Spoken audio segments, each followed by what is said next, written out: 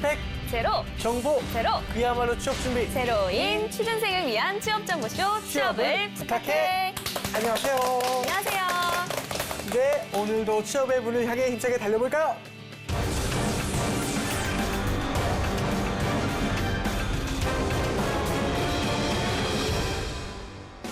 본격 취준생 토론 배틀 쇼! 취준생들이 알고 싶어하는 진짜 이야기를 들려드립니다. 취업에 관한 고정관념과 편견을 완전히 깨드리겠습니다. 준, 진, 땀. 안녕하세요. 안녕하세요. 네, 오늘도 취준진담 함께 해주실 임기만 대표님, 강현규 대표님 모셨습니다. 어서 오세요. 반갑습니다. 안녕하세요. 네, 그리고 고려대학교 토론 동아리 고란도란 학생분들 자리했습니다. 꽃미남 토러너 최낙원 학생과 토론의 여왕 김민지 학생 자리했습니다. 어서 오세요. 반갑습니다. 안녕하세요. 네, 지한 씨. 네. 두드려라 열릴 네. 것이다. 짠. 네. 네, 본격적으로 2016년 하반기 공채를 준비해야 할 때가 왔습니다. 네. 슬슬 하반기 공채가 뜨고 있어요. 그렇죠. 자신이 가고 싶은 기업을 지원하는 것도 물론이고 네. 요즘은 전형도 다양해져서 맞춤 전형을 고르는 것도 굉장히 중요한 것 같아요. 네, 이 다양한 전형 속에서 비수도권에 있는 취준생들이 꼭 알아봐야 할 것이 있다고요. 아하, 그렇군요. 예, 그렇습니다. 바로 지역 할당제인데요. 네. 상대적으로 채용에 대한 기회가 적은 수도권 외 학생들이 꼭 알아봐야 할 제도입니다. 예를 들어서 본인이 속한 거주 지역에 어떤 공기업이 있는지를 꼭 먼저 알아보는 게 좋겠죠. 예. 네, 지역 할당제에 대해서 좀 더 자세하게 설명해 줄 수 있을까요? 네, 지역 할당제는 취업 여건이 상대적으로 열악한 지방 학생들에게 일정 비율의 지정원을 배정해서 기업에 지원할 수 있는 기회를 제공하면서 사회통합과 지역 균형 발전에 이바지하려는 제도인데요. 공기업으로 시작해서 최근엔 사기업까지도 확대되고 있는 추세라고 합니다. 아하, 지방에 있는 취준생들에게는 참 좋은 제도인 것 같아요. 그 수도권 학생은 어떨까요? 다양한 의견이 좀 있겠죠? 네, 그래서 지역 할당제에 대한 모든 것을 핫키워드 통해서 알아보도록 하겠습니다. 네. 자, 먼저 첫 번째 키워드 공개해 주세요. 자, 취준생과 지역 할당제 첫 번째 키워드 과연 무엇일까요? 조선. 조선? 조선. 네. 지역 할당제가 조선시대부터 있었던 거 아닌가요? 오, 그랬을 수도. 조선의 왕 중에 지역 할당제를 한 사람이 있지 않았을까요? 누구죠? 잘 모르겠습니다. 네, 첫 번째 키워드 준비한 낙원 학생, 조선 무슨 뜻인가요? 네, 어느 시대든 인재 등용은 참 중요한 문제였는데요. 네. 그래서 조선시대 과거제에는 법제적으로 지역 할당제를 사용했던 적이 조선부터 있었습니다. 있었군요. 네. 오, 야, 문과 초시 합격자 네. 240명의 내역을 보면 성균관 유생을 위한 관시에서 50명, 서울 거주자들을 대상으로 하는 한성시에서 40명, 도별 거주자를 대상으로 하는 항시에서 150명을 선발했는데요. 이것은 인구에 비례해서 정해진 것으로 굉장히 그 지역 할당면에서는 공정하게 뽑았다고 할 수가 있습니다. 그렇다면 현재 대한민국의 지역 할당제 비율은 좀 어떤가요? 네, 공기업은 비율이 굉장히 높아져 왔고 네. 앞으로도 높아질 것 같습니다. 네. 통계를 잠깐 말씀드리면 산업기술시험원이나 석유공사는 5에서 6% 정도 되고요. 한국전력 가스공사가 11에서 12%, 그리고 산업기술평가원이 15%, 전기안전공사가 18%, 전력거래소는 무려 33%에 이릅니다. 와, 네, 적게는 5%에서 많게는 30% 이상의 비율을 보이고 있습니다. 야, 이 지역 할당제니까 지역 빌도 굉장히 궁금합니다. 네, 2015년도 네. 지역 채용 현황을 살펴보면 네. 부산이 27%로 가장 높았습니다. 예. 그 뒤를 이어서 네. 대구, 광주, 전남이었는데요. 그래서 전체적으로 보면 약 12.8% 정도의 평균을 보이고 있습니다. 이 지역 인재 채용률을 높이기 위해서 올해 지역 할당제 범위가 확대됐다고요? 네, 그래서 2016년 공공기관 인력 운용 추진 계획이라는 것을 통해서 공공기관의 지역 인재 채용 확대 정책 도입을 의무화를 했는데요. 네. 채용 확대 정책에는 채용 할당제를 포함해서 채용 목표제 그리고 가산점 부여 등등 다양한 제도가 포함되어 있습니다. 이 지역에 사는 취준생들은 꼭 확인해보고 맞는 곳에 지원해보면 좋을 것 같습니다. 자, 다음 키워드 확인해볼게요. 취준생과 지역 할당제 두 번째 키워드 3%.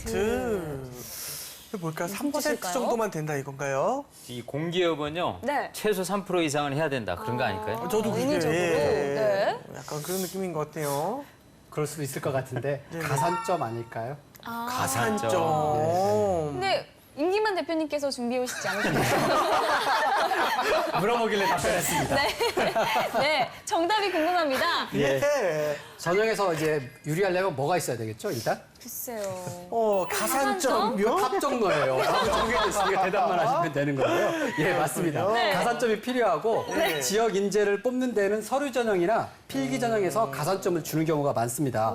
대부분 3%의 가산점을 줍니다. 그래서 한국전력 같은 경우는 서류 전형에서 3%의 가산점을 주는데요. 전주에 있는 전기안전공사는 서류 전형에서 무려 5%의 가산점을 준다고 합니다. 가산점 같은 이런 혜택을 알아보고 기업을 택하는 것도 참 중요하다고 말할 수 있습니다. 그런데 공기업에서 이렇게 지역 할당제가 증가한 이유가 궁금합니다. 네. 일단 공기업 본사가 네. 각 지방으로 이전을 했습니다. 네. 이전을 하니까 이제 지방에 있는 대학들과 연계 관계를 맺고 그 지역 인재를 중심으로 적극적으로 채용을 하게 된 거죠. 그렇다면 사기업은 지역 할당제가 활용이 되고 있나요? 네, 삼성과 롯데에서도 각각 35%, 30%씩 지역 할당제를 활용해서 지방대 출신으로 채운다는 방침을 밝혔고요. 네. SK텔레콤, 신한은행, 기업은행, 최근에는 이스타항공에서도 지역 할당제를 통해 신입사원을 보다 많이 선발하겠다고 했습니다. 이제 공기업뿐만이 아니라 사기업까지도 지역 할당제가 넓게 퍼져가고 있는 것 같습니다. 예. 점점 증가하는 추세네요. 알겠습니다. 자, 그렇다면 마지막 키워드도 살펴볼게요. 네. 취준생과 지역 할당제 세 번째 키워드. 최종 학력. 이게 뭘까요? 마지막 키워드 준비한 민지 학생이 최종 학력이 뭘까요? 네, 키워드에 대해서 답변 드리기 전에 제가 네. 두 MC분께 질문을 한 가지 드릴게요. 예. 저희가 집이 부산이에요. 예. 그런데 전 16년을 부산에서 살았고요. 예. 네. 중학교 졸업 후에 예. 지금 대학은 서울에서 다니고 있어요. 예, 예. 그럼 전 부산 사람인가요? 서울 사람인가요? 살고 있으니까 서울 사람? 아나운서님께서는 어떻게 생각하세요? 주소에 따라 다르지 않을까요? 그렇죠. 그렇게 굉장히 애매한 것이 이렇게 지역 인재라는 것의 선발 기준이에요. 이것이 바로 문제가 되고 있는 부분인데요. 네. 지역 할당제의 채용 기준, 현재 채용 기준은요, 최종 학력입니다. 그래서 저같이 부산에 주소가 있는 학생이라도 아, 그래요? 서울에서 대학을 나왔으면 서울 사람으로 분류가 되는 몰랐네요. 거예요. 아, 저도 전혀 네. 몰랐습니다. 신기하네요. 그래서 20년 동안 부산에서 산 사람이라도 네. 단 4년만이라도 서울에서 대학 생활을 했다면 지역 할당제에 적용 대상이 되지 못해서 혜택을 받을 수가 없습니다. 그래서 집이 지방인데 대학만 서울로 온 학생들과 서울에서 살다가 대학만 지방으로 간 학생들 사이에서 누가 진짜 지역 사람이냐, 누가 이 지역 할당제의 수혜자가 되어야 하느냐라는 의견이 굉장히 분분합니다. 사실 취업 포털 커리에서 조사를 한 바에 따르면 예, 예. 지역 할당제의 문제점이 뭐라고 생각하느냐라는 질문에 대해서 예. 38%가 지방대 출신이 아닌 구직자에 오히려 역차별이 생긴다라고 대답을 했다고 합니다. 네, 이렇게 평등하기가 참 쉽지가 않은데 그래도 최대한 많은 사람들에게 균등한 기회가 갈 수 있는 더 좋은 방법이 없는지 고민을 해봐야겠습니다. 자, 이제 본격적으로 토론 배틀 시작해 보겠습니다. 오로지 취준생의 취준생에 의한 취준생을 위한 취준진담 오늘의 주제 공개합니다.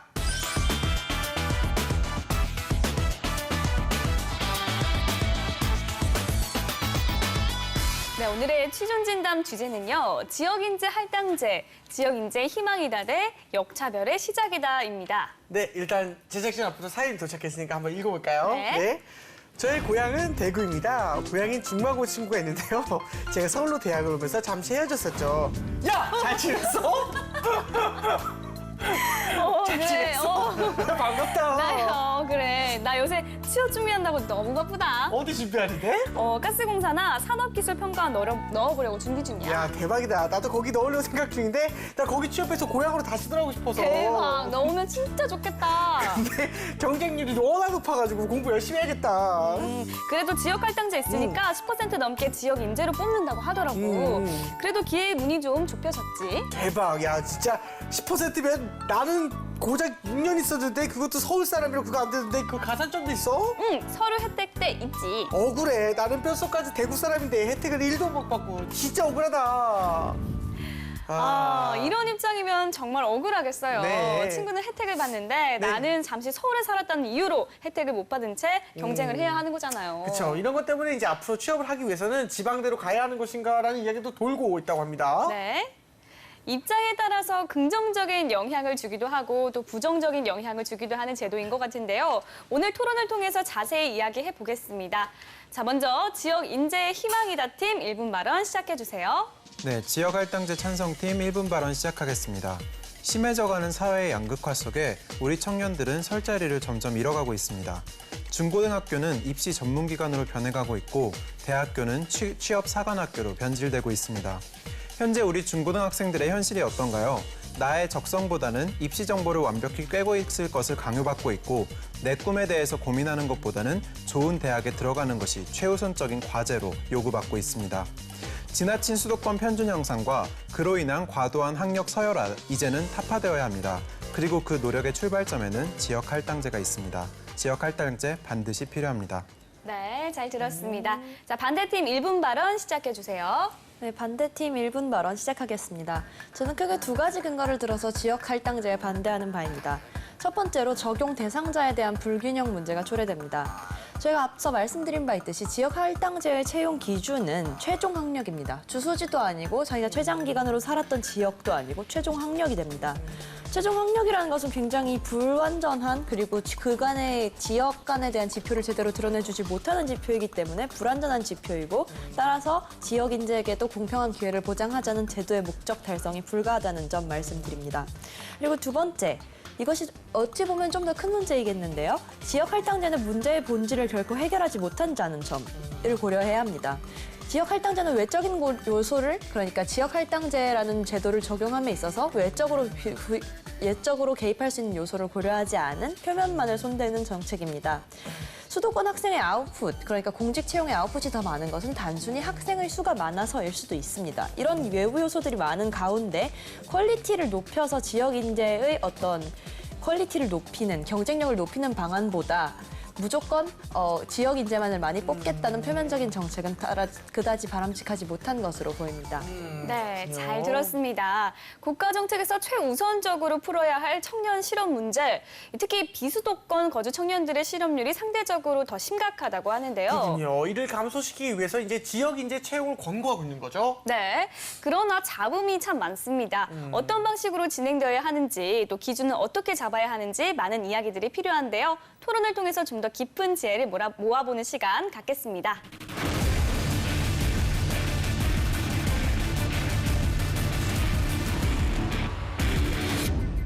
네, 낙원 학생부터 시작해 주세요. 네, 제가 가장 크게 가지는 문제의식은요. 이런 과열된 우리 좋은 학교를 선호하고 수도권을 편중하는 이런 과열된 현상 때문에 현재 우리나라의 교육 구조가 너무 왜곡되어 있다는 점입니다.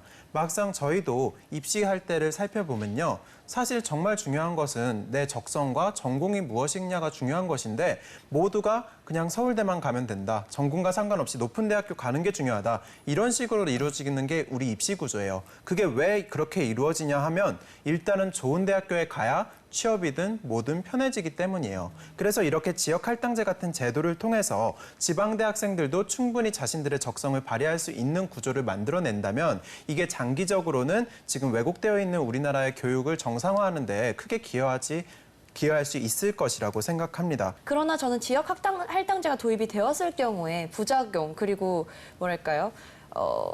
뜻하지 않은 효과들이 좀 우려가 되는 바입니다. 예를 들어서요.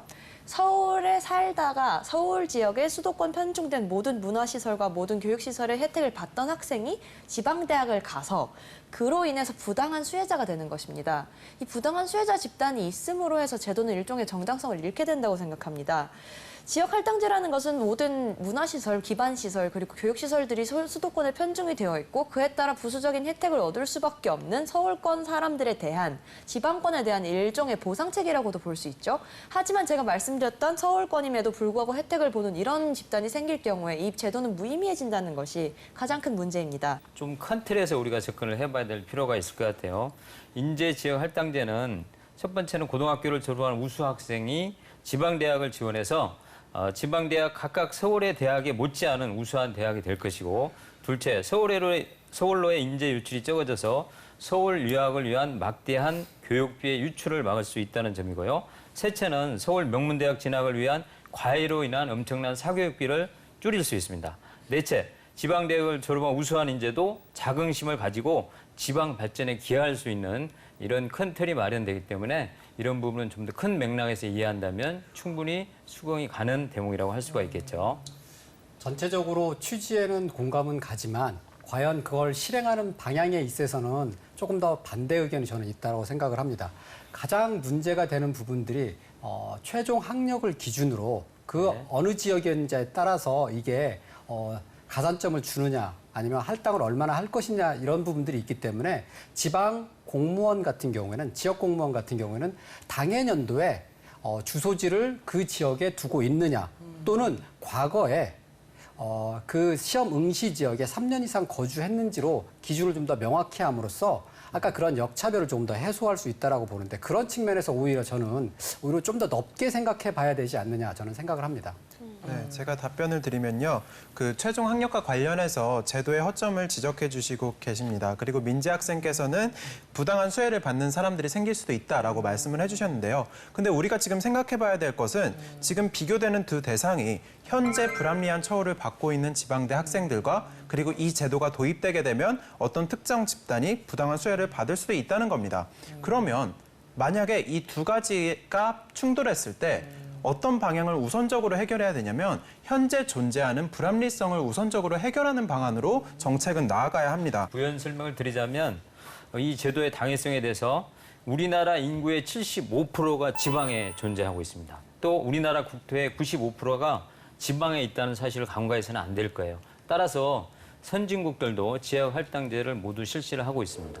지역 학생들이 차별을 받고 있으니까 지역 학생들을 더 많이 뽑자가 아니라 우리나라 사회에 깔려있는 구조 자체를 개혁해야 한다고 보기 때문에 저는 이건 개인적인 의견입니다만 대학 수 개편과 진학률의 전체적인 조정을 통해서 대학의 질을 높이는 방향으로 장기적으로 개선해 나가야 할 것이라고 생각합니다. 그렇다면 찬성 측에서는 이렇게 말씀하시겠죠. 그것은 지나치게 장기적이고 큰 대안이므로 당장 효과를 볼 수 있는 아웃풋으로서 차별을 해소할 수 있는 찬성 측 대안이 좀 더 합리적이다라고 말씀을 하실 것 같습니다. 하지만 저는 이것이 합리적이지 않다고 주장합니다. 어떤 차별이 있을 경우에 그 취업 관문에서만 차별을 없앤다고 해서 취업 이후에 차별까지 없어지진 않습니다. 결국 채용 후에도 승진이나 업무 내용에서 지속적으로 차별이 이어질 것이고 그렇다면 지역 인재의 차별이 해소되지 않는 방향의 이 제도 도입 과연 정당한가라고 말씀을 드리고 싶습니다. 저는 대학의 질을 높인다고 했는데 그래서 대학의 과연 질이 높아질 건지 의문이고요. 종래 지역 간 불균형을 해소하기 위해서 했던 가장 강력한 방식이 권력 분산과 산업 문화시설의 분산이었거든요. 근데 이 부분은 돈이 굉장히 많이 들어갑니다. 하지만 인재 분산은 오히려 비용이 가장 적게 들어가는 아주 조치이기 때문에 이러한 효과적인 제도임에도 그동안 주목을 받지 못했고 실행으로 이어지지 못했던 거죠.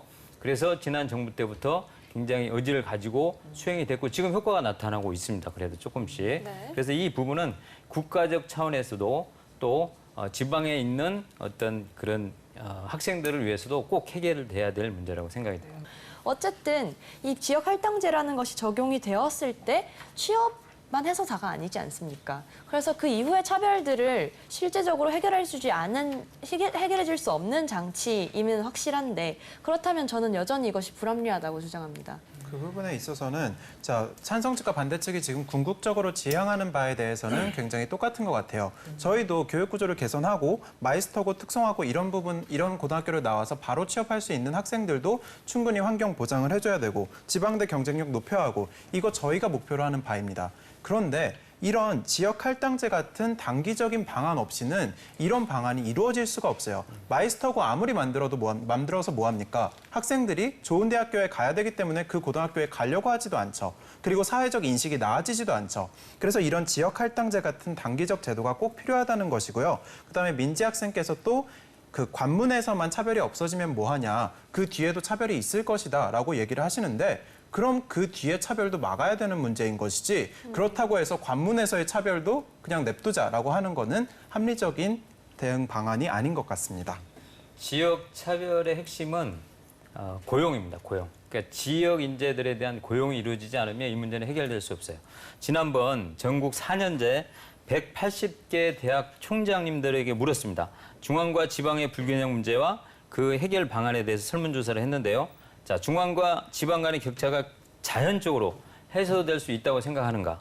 여기에 대해서 98.2%가 불가능하다고 이렇게 답변을 했습니다. 그리고 인재 지역 할당제를 실시한다면 중앙과 지방 간의 격차가 줄어들 것인가? 이 질문에 대해서는요. 94.6%가 다 환영을 했어요. 따라서 이 문제는 국가적 차원이나 개인적 차원에서 반드시 실시해야 될 그런 제도라고 생각이 됩니다. 실제적으로 제가 전주에 거주를 한 적이 있었어요. 근데 이제 그 제 아파트 위층에 사시는 분이 전기안전공사의 이제 채용 담당이었습니다. 근데 그분이 하소연하는 부분들이 정말 지역에 있는 우수 인재를 뽑고 싶으나 뽑고자 하는 인재를 채우지 못하는 어려움이 있다. 이런 부분들에 있어서는 너무 제도에 의해서 몰아붙이는 것들이 아니냐. 그렇기 때문에 저는 이러한 부분들이 제도가 좀 더 꼭 보완이 필요하다고 봅니다. 뽑고자 하는 인재가 지역에 없는 이유가, 지방에 없는 이유가 그 학생들이 지금 우리나라의 왜곡된 현상 때문에 다 수도권에 가 있기 때문 아닙니까? 그래서 이런 제도적 시행을 통해서 어떤 국가적으로 균형 잡힌 인재 발전을 이루어낸다면 그 학생들이 다시 지방으로 내려오는 것은 장기적으로 충분히 가능한 일이라고 보이고요. 지금 말씀하시는 것을 들어보면 지역 할당제의 가장 큰 동력이요. 서울로 올라간 인재들을 지방으로 다시 내려오게 만들어서 이제 전체적인 평준화 그리고 서울권과 지방권의 불평준 형상을 어느 정도 해소할 수 있을 것이다라고 말씀을 하는 것처럼 들립니다. 하지만 저는 이것에 대해서 약간 의문이 있는데요. 저는 대학생, 아직 취업조차 하지 못한 학생의 입장에서 말씀을 드리자면 고등학생이 이런 고용에 송되는 정책만을 믿고 서울 지역 대학을 가지 않고 지방 대학을 갈 것이라고도 믿기 어렵다고 생각합니다. 왜냐하면요. 지금 대학을 선택하는 입장에 있는 고3의 경우에는 자기가 진로가 어떻게 될지도 제대로 모르는 경우가 대부분입니다. 물론 그렇지 않은 경우도 있지만 자기가 지금 이 제도가 도입될 수 있는 공기업을 가게 될지 아니면 이 제도가 도입될 수 있는 몇몇 사기업 이것에 내가 갈 수 있겠다라고 확신을 할 수 있을지 내가 앞으로 대학을 4년 다니면서 이런 거 준비를 하고 채용 절차도 거쳐야 하는데 사실 대학 4년 다니면서도 진로가 몇 번이나 바뀌는 학생들이 엄청나게 많거든요. 따라서 대학을 결정하는 단계에서 이 제도를 믿고 고용에 손대고자 하는 이 정책자의 태도를 믿고 어떤 아웃풋을 기대할 수 있다는 것은 약간 낙관적이라고 생각합니다. 민재 학생이 학생의 입장에서 방금 의문을 제기하셨는데요. 여기 좋은 통계가 있습니다. 취업포털 커리어가 구직자와 대학생 347명 전국에 있는 대학생을 대상으로 조사한 결과 64.3%가 무려 지방대 채용 할당제에 대해 찬성한다고 밝혔어요. 그리고 이 문제를 왜 찬성하냐? 바로 취업의 기회가 넓어질 수 있기 때문에 이런 이유로 찬성을 했습니다. 네, 저도 조금만 첨언을 드리면요. 저희는 이것만으로 모든 학력 구조, 학벌 구조를 타파할 수 있다는 것이 아니라 이것이 하나의 출발점이 된다는 것입니다. 그리고 저희가 또 주장하는 것은 대학과 취업은 사실 분리되어야 합니다. 대학은 학문의 장이지 취업을 위한 학교가 아니에요. 그런데 지금은 높은 학교는 거의 좋은 취업이 보장되어 있는 것처럼 되어 있는 사회 구조이다 보니까 대학이 취업사관학교로 변질되고 있는 거죠. 그래서 만약에 이런 지역 할당제 같은 것을 시행함을 통해서 지금의 높은 학교들이 가지고 있는 취업에서의 특권이 사라진다면 학생들이 지방대를 가기를 선택하는 것이 아니라 좀 더 자신의 적성과 전공에 맞게 대학을 선택하고 진로를 선택할 수 있다는 것이 저희의 주장입니다. 네, 두 팀의 이야기 잘 들었습니다. 근데 우리 학생들 말 정말 잘하지 않아요? 진짜 잘하는 것 저는 같아요. 전문가 네. 4명이 앉아있는 줄 알았어요. 대단한 것 같아요, 진짜로. 네, 알겠습니다. 지금부터는 토론으로는 절대 알아낼 수 없는 진실을 들어보는 시간 갖겠습니다. 그동안 인사 담당자들이 취준생들에게 절대 알려주지 않았던 비밀을 낱낱이 파헤쳐 보겠습니다.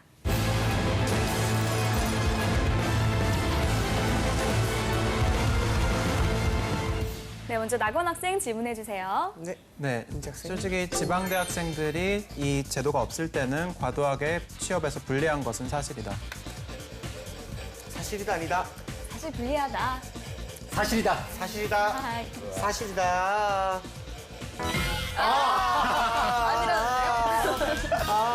이게 어찌 된 거죠? 오늘은 제가 일부러 네. 역으로 말해봤습니다. 엄밀히 말씀드리면 지방대생들의 취업률을 보면 그렇게 낮은 것도 아닙니다. 해당 지역의 취업률을 봤을 때는 비슷한데 문제는 차이가 나는 것들은 취업 정보에 제한이 있기 때문에 그렇게 차별받고 있는 것처럼 보이기 때문입니다. 알겠습니다. 알겠습니다. 민재 학생 강현규 대표님께 질문해 주세요. 네, 강현규 대표님, 지역 할당제는 학생들이 지방 대학을 선택을 할 진짜 요인이 될 수 있나요? 굉장히 중요한 요인 중에 하나가 될 수 있습니다. 그렇다. 그렇다, 불리하다. 과연? 자, 오늘도 어김없이 거짓이 울렸습니다. 아, 이게 너무 오래 가서 그런 것 같아요. 아, 저는 지역 할당제를 정말 개인적으로 굉장히 찬성합니다. 예. 이게 역차별 논란이 당연히 나올 수 있겠지만 사실 그동안 지속되어 온 어떤 악순환의 고리 그리고 지방대 학생들이 느끼는 상실감이나 박탈감을 해결할 수 있는 그래도 자그마한 위안이 아닌가 그런 생각을 해요. 네. 알겠습니다. 알겠습니다. 자, 낙원 학생 두 번째 질문 해주세요. 네, 지방대 학생들에게 불합리하게 좁았던 문을 넓혀주는 건 당연한 일이다. 있는 대로 솔직히 대답하겠습니다. 그렇다. 그렇다. 자, 이거는 진실이 진실이 올려야 되는데. 네, 올려야 될 텐데요. 진짜로요. 저는 100% 울리는 것 같아요. 아까도 말씀드렸던 것처럼 저도 토론상에서는 네. 물론 그 역차별이 될 수도 있지만 이러한 불합리적인 요인들을 좀 더 제거한다면 일단 조금 더 저해된 지방 공기업에 대한 것들을 지방 공기업에 대한 채용을 확대할 수 있는 수단이 될 수 있다고 보고 지방대생들에게 희망을 줄 수 있다고 봅니다. 알겠습니다. 알겠습니다. 민지 학생 마지막 질문 해주세요. 네, 마지막 질문 드리겠습니다. 신입사원 선발 기준이 최종 학력의 지역이라는 것은 불합리하다? 자, 어서 네, 대답. 불합리할 수 있다. 불안할 수 있다. 불합리하다. 불안하다. 자, 이건 그때 늦게 말하셔서. 자, 그래서 설명 부탁드립니다. 거의 100%. 그러니까 지역이 굉장히 중요한 평가 기준이 되어서는 안 되겠죠. 네.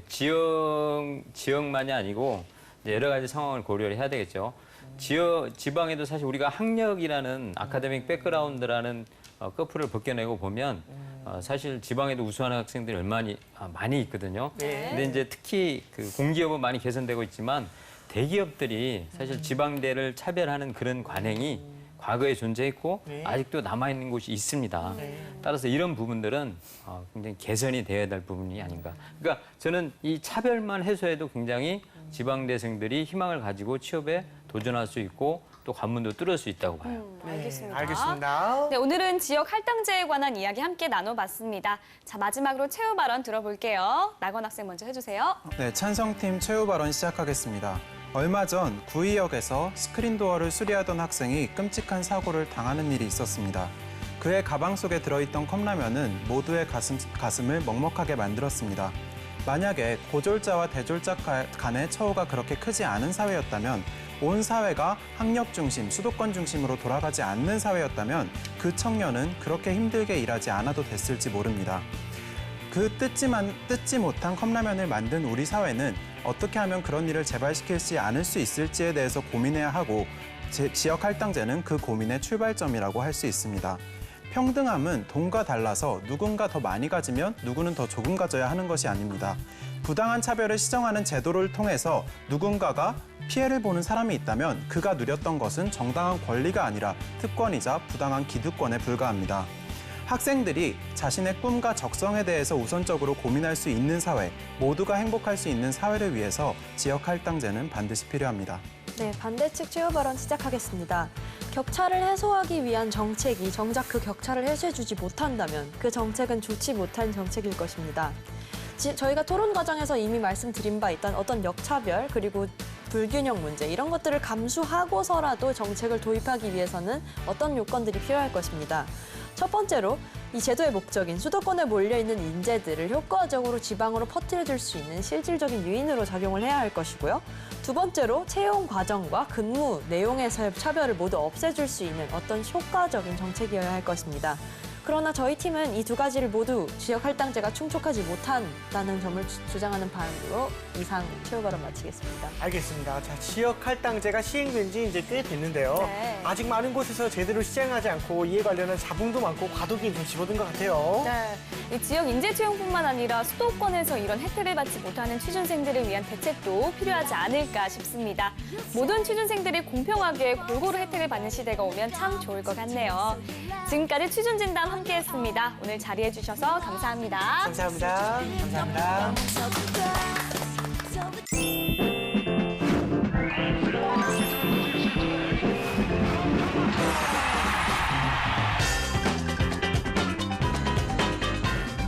그 굴지 그룹 일군 그런 회장님들 중에서도 진짜 흑수저인 분들이 많다 그러더라고요. 동원 참치 바로 동원 그룹 동원그룹의 김재철 회장님이 바로 그 대표적인 경우로 하는데요. 자기가 몰던 그 원양호 그렇죠, 그렇죠. 원양어선 선장님이었죠. 그렇죠. 네, 하림그룹의 김홍국 회장님이 계십니다.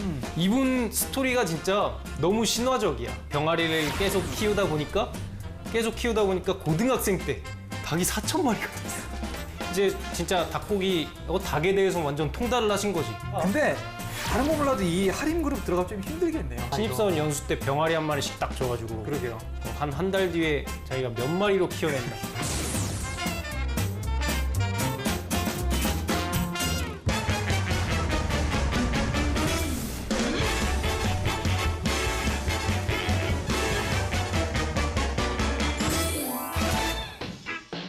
어디에서도 털어놓지 못했던 여러분들의 고민, 이 시간 저희에게 살짝 들려주세요. 무엇이든 물어보세요. 고민 상담소. 아, 잘하네 이 친구. 아니 조슨 씨 아직 이게 익숙하지 않나 봐요. 아, 난 코너 이름이 너무 어려워. 고민 상담소가 뭐야? 아니 저희 방송 좀 챙겨보세요. 그러니까 이게 지금 장안에 하시잖아요. 자, 아무튼 이게 저희가 상담을 해결해드리는 코너. 저희가 이 방송이 나가고 나서 정말 그 취준생들의 그 고민들이 빗발친다고 하는데 맞습니다. 진짜 여태까지 듣도 보도 못하는 그런 어떤 특별한 어떤 조언과 그렇죠. 따뜻한 말 한마디를 전해주는 게 너무 보기 좋았다, 이런 어쨌든 후기가 있었는데요. 아무튼 이번 주에도 그래서 작가님이 저희 메일 보낼 때 우리 성격 나빠 보인다고. 좀 따뜻한 말 좀 해달라고 이런 요청이 있었는데 아니 근데 여러분들 몸에 좋은 약이 쓴 법입니다. 아니 저희는 그런 외압에 굴하지 않습니다. 그렇습니다. 이게 진짜 외압이지 심의필 같은 거 아니야? 그렇죠. 자, 오늘 첫 번째 사연 한번 소개시켜 드려볼까요? 네, 오늘 첫 번째 사연은 21살 반수 고민남입니다. 안녕하세요. 우연히 형님들이 나오는 짤방을 본 뒤 팬이 된 대학생입니다. 오, 이거 진짜 받은 거죠? 아니 그럼요. 실존하는 인물인 거죠?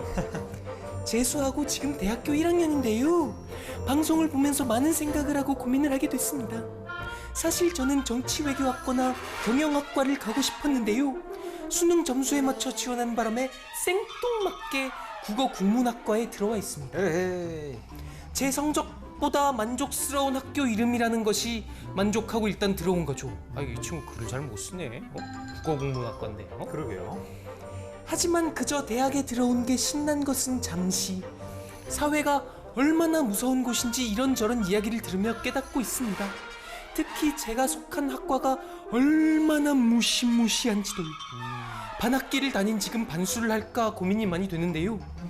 사회에서 문과가 환영받지 못한다는 걸 알게 된 지금 가고 싶었던 과는 고사하고 이과 진출을 노려봐야 하나, 아니면 빨리 졸업하고 빨리 그냥 취업시장에 뛰어드는 게 낫나 고민이 많습니다.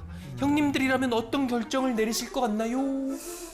야, 자, 이거 예전에 저희가 이제 팟캐스트 방송할 때도 가끔씩 이런 얘기를 했었잖아요. 워낙 이 문과가 취업이 안 되다 보니까 이거 진짜 다시 수능을 보게 된다면 이과를 선택하고 싶다, 이런 말도 하고 했었는데, 이 친구는 근데 아직 21살밖에 안 됐으니까 그쵸. 그 운이 좋은 것 같아요. 그쵸. 막 이런 얘기를 해줄 수 있는 사람들이 주위에 있는 거면은 괜찮은 거야.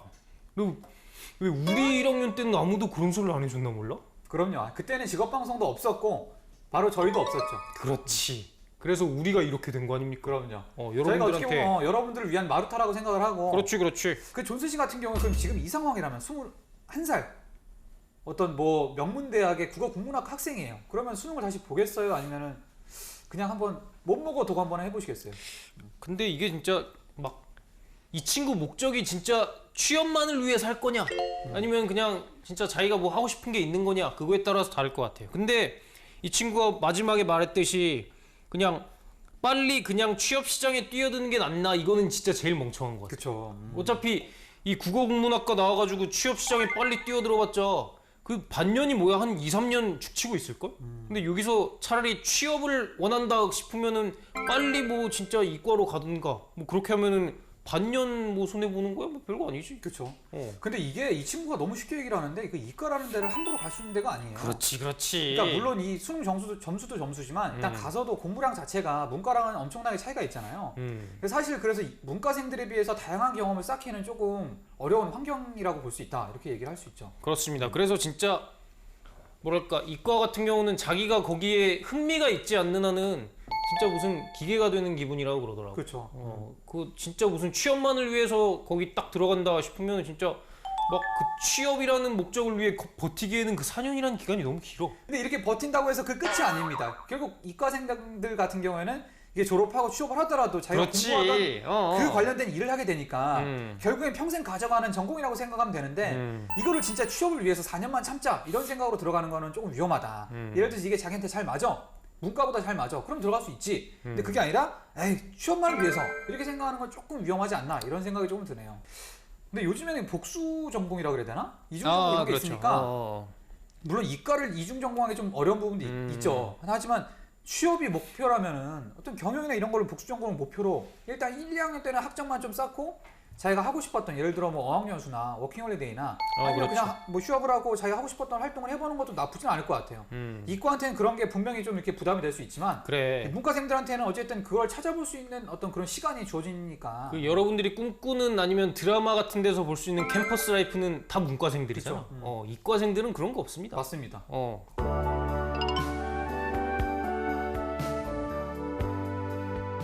그 한 줄 조언으로 이 친구에게 조언을 남길 수 있다면 뭐가 될까요? 그 한 줄 어드바이스. 반수하십시오.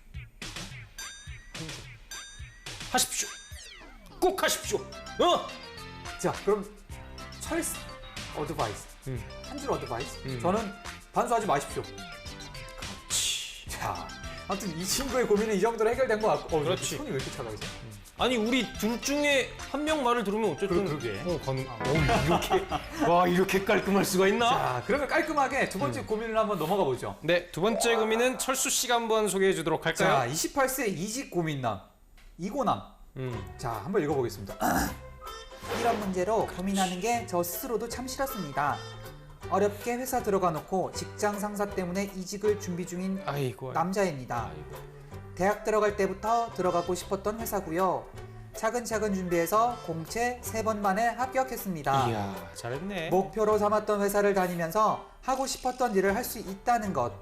얼마나 기쁜 일인지 말 안 해도 아실 겁니다. 그런데 저의 사수가 문제의 시작이었습니다. 아이고. 사사건건 트집 잡고 눈치 주고 혼내고 따로 불러서 꾸짖고 가르치고 점점점. 동기들은 제가 일을 잘하고 상사들에게 예쁨 받아서 질투하는 거라고 신경 쓰지 말라고는 하지만 제가 겪는 고통은 그 이상입니다. 아이고. 그 사람 때문에 출근하는 게 끔찍할 정도니까요. 아이고. 결국 저는 퇴사하기로 마음먹었는데요. 지금 제 상황에서 잘 마무리하고 나갈 수 있는 방법 알려주세요. 자, 이직 고민남, 이고남. 이상하게 이거 사연 읽는 게 이제 재밌네요. 이 친구 마지막이 마무리가 이상하네. 그죠? 그러게 이미 결심을 한 것 같아. 그래. 결심을 했는데 어떻게 정리하고 나가느냐. 자, 근데 저는 이분한테 이런 고민을 정리를 하기 이전에 다시 한번 생각해보라고 좀 말을 한번 해보고 싶네요. 이 친구는 자기가 뭐라고 하는 걸까요? 뭐 대단한 사람이지 않아? 나가면 어디라도 취업을 할 수 있을 거라고 생각하나? 왜 이 친구 이런 고민하는 걸까요? 안 돼. 성격 나빠 보이잖아. 조금 더 부드럽게 얘기해 주세요. 아, 그래요? 그리고 밖은 더 험할 수 있으니까 한 그렇지. 번 더 고민을 해봤으면 좋겠다 이런 생각이 드네요. 그러니까 철수 씨 말은 이 친구가 스스로 뭐라고 생각하길래 이지경이 된 거냐 그런 말을 하고 싶은 거잖아요. 그렇죠. 비슷한 말이죠. 저도 비슷한 생각인데 이게 그렇게 가고 싶었던 기업인데 뭐 상사 한번 이거 그냥 핑계야. 그쵸. 이 친구가 저도 이 심정을 아는데 그러니까 그 딱 나오고 싶다 이런 그 생각이 딱 들면은 그냥 뭐 해도 막 이게 안 들려 그냥 난 나오고 싶어. 그러니까 이게 분명히 길이 있거든요. 이게 진짜 그렇게 가고 싶었던 회사야. 그러면은 뭐 이렇게 인사팀에 말해가지고 바꿔달라고 하던가 충분히 가능한 건데 이 친구는 지금 그냥 나오고 싶은 거야. 그러니까.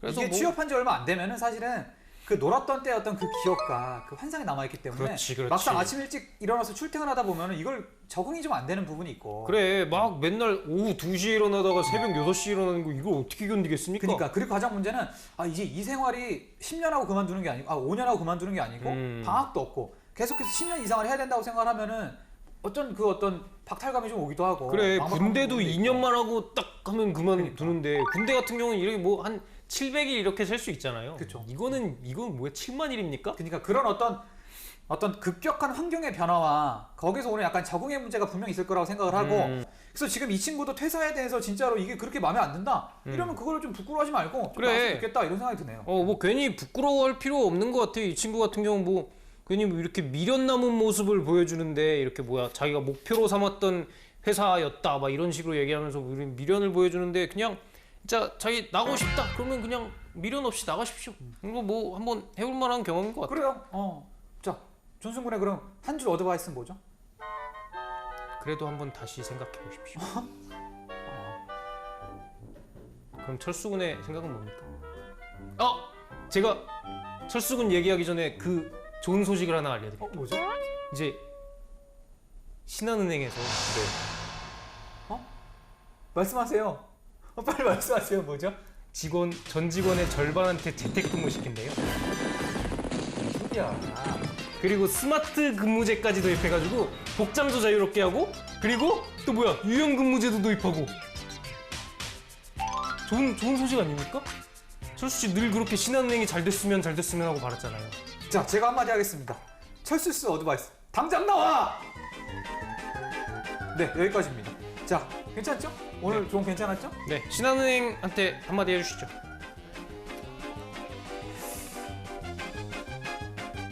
자니? 항상 전 직장은 전 여자친구랑 갔다 그랬잖아요. 그래서 한번 안부 인사 전해봤습니다. 자 아무튼 뭐 오늘 저희 어떤 조언은 여기까지 하고 오늘 그래도 저희가 많이 소프트해졌죠?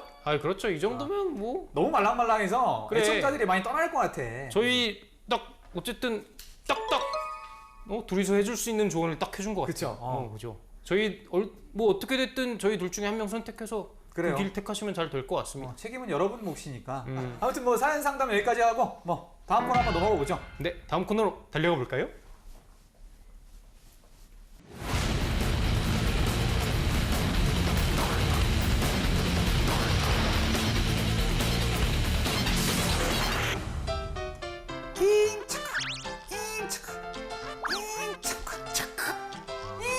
잠깐. 수업을 글로 배우신 여러분들 지금 이 시간을 주목해 주세요.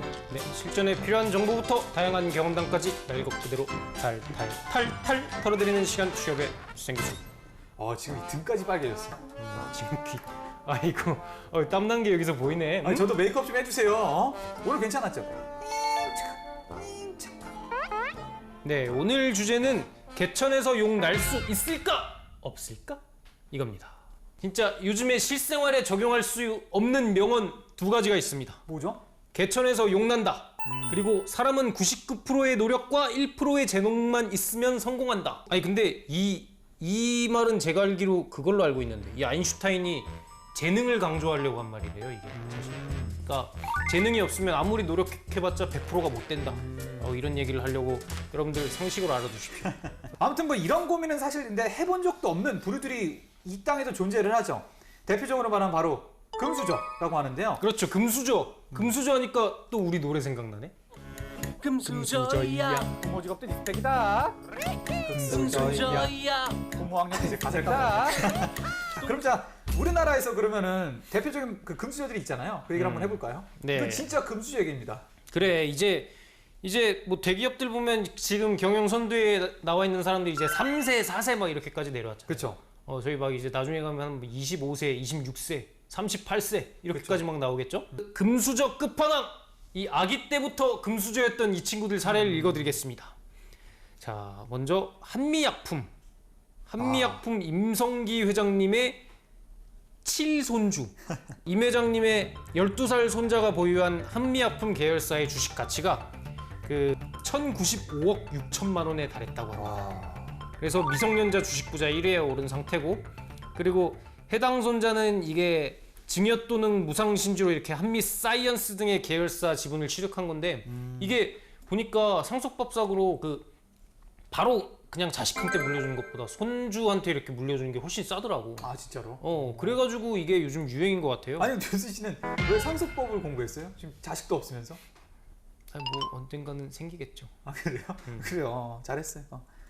야 근데 이 한미약품 같은 경우에는 최근에 어쨌든 이 엄청나게 주가가 뛰었잖아요. 그러니까 아마 잘하고 그런 신약 개발도 잘하고 이래서. 그 영향이 좀 있는 것 같아요. 제가 보기로도 원래 그 이 친구들 이 친구들 원래도 계속 순위 안에 있었는데 그때 한미약품 진짜 엄청 뛰었잖아. 그쵸. 그때 이게 좀 많이 늘어나지 않았나 싶어요. 그 전에는 한 100몇 억 뭐 이 정도 수준이었는데 근데 이렇게 올라간 것 같아요. 그 존슨 군이랑 가장 친한 친구 중에 한 분 그 윤호 씨라고 한미약품 다녔던 분 계셨잖아요. 아 준호 씨. 준호 씨. 근데 그분 같은 경우도 한미약품 다녔지만 한미약품 그 직원들은 사실 이 회장님에게 그 불만이 크지가 않다고 그러더라고요. 왜냐면 그 스톡 옵션을 많이 나눠줘서 직원들한테 성과급도 많이 주고 그래갖고 그렇죠, 어쨌든 법만큼 어떤 그 분배를 많이 한 그래서 그리고 어쨌든 이 신약 개발 같은 경우에도 다른 제약사들에서 굉장히 비난을 많이 했을 때 이 어떤 회장님 같은 경우에는 임 회장님, 성규 회장님께서는 뚝심 있게 밀고 나간 결과 그렇지. 백팟을 터뜨린 경우로 하기 때문에 사실 주변에서 어떤 그 인식 자체가 나쁘진 않다고 그러더라고요. 그래요. 이 준호라는 그 친구도 회사 다닐 때 회장에 대한 그런 불만은 없더라고. 그 회장 아드님에 대한 불만이 있었지. 자, 두 번째는 바로 LS그룹 4세 손주도 아니죠. 저 어떤 4세 아이들의 금수저 이야기입니다. 그래서 이 친구들 같은 경우에는 무려 출생연도가 2003년에서 2010년, 현재는 7살에서 14살이라고 하고 이 친구들이 처음 주식을 취득한 것은 2011년으로 당시 이들은 9살, 8살, 2살. 그래. 야, 이 2살 이 친구는 야, 이게 진짜 금수저네요. 그래. 이런 게 진짜 와. 아니 뭐 저희가 뭐 아까까지만 해도 법 테두리 안에서 이렇게 하면은 상관없지 않겠냐 그랬는데 부상 이런 거 좀 너무하지 않습니까? 그러게요. 그래. 아니 그 예전에 그 외국 영화 보면은 코미디 영화에 그런 거 나오잖아. 맥컬리 컬킨이 9살 해가지고 막 회장님 해가지고 이렇게 나오는 거. 리치. 그런 거 아니야. Home of Richie Rich. Hello? Richie, dear. Liver is rich in protein. It's very good for you. 아니 그리고 여기가 진짜 유명하잖아. 그 계열사 회장직 같은 거를 진짜 일가 친척들끼리 막 다 돌려먹는 걸로 유명하잖아. 그리고 이렇게 막 사촌 형제들이 이렇게 매달 정기적으로 모여가지고 그냥 지네들끼리 막 이렇게 경영 회의하고 막 그런데. 그런 거 하는 거 아니야? 이렇게 제육볶이로 그러니까 50억짜리 와 하고 막 딱 뽑으면 2억짜리 에이씨. 부루마블 같은 거 해가지고 이거 빡 해가지고 너 이거 거기 이렇게 막 도시 먹는 것처럼 그러니까. 계열사들 딱 늘어놓고 이렇게 먹는 그러니까 거지. 아니 이게 내일 주주총회에서 네가 가진 주식으로 날 성진그룹 회장으로 만들어라. 세 번째는 또 GS그룹인데요. 이 허영수 GS 에너지 부사장의 장남과 차남도 각각 418억 원과 171억 8천만 원으로 그 주식 보유 상태가 집계된다고 그러더라고요. 야, 그리고 이제 근데 차남 좀 너무 장난편해 하는 거 아닙니까? 이렇게 차이가 나네. 그러게요. 차남이 소송 걸면 되는데. 그죠? 그럼요. 균문상속 원칙이니까. 네, 차남님 이 방송 보고 계시다면 소송 거십시오. 자, 그럼 존슨 씨도 예를 들어서 존슨 씨가 굉장히 부자야. 그러면 그 자손들한테 손자나 아니면 자식들한테 이거 돈을 줄 거예요? 저 같은 경우는 진짜 안 줄 것 같아요. 지금 같아서는. 그러니까 어쨌든 그것도 내 거잖아. 자식도 남인데 근데 왜 줘야 됩니까?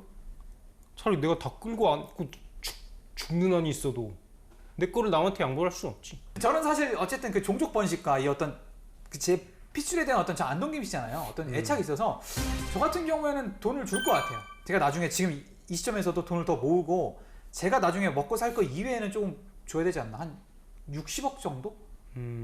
60억 정도 내가 가지고 그 이외에 예를 들어 60억 못 먹으면 못 주는 거지. 아, 그렇지. 그 정도는 그래 나도 먹고 살아야지. 그래, 자기 노후는 챙겨야 되는 거니까. 그렇죠.